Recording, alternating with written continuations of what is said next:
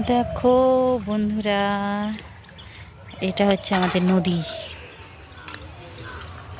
হুগলি জেলার নদী। নদীর ধারে ঘুরতে এসেছি। নদীর ধারে কত ঘুরতে সুন্দর এসেছি। ভালো লাগছে, ঠান্ডা ঠান্ডা আবহাওয়া, মনোরম পরিবেশ শীতকালে।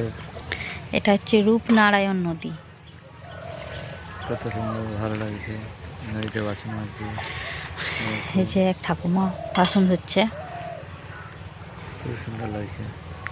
এখন এই নদীতে নৌকা চলেনি, সরকার থেকে নিষিদ্ধ করে দিয়েছে। বোট। এই যে মাছ ধরে যেটুকু ছোটো ছোটোগুলো, আর জমিতে জল শেষ করে এই যে মেশিন বসানো আছে আলু জমিতে, এইটুকুই। বাকি যে বড় বড় বোট ফোট চলতো এগুলো এখন আর চলেনি।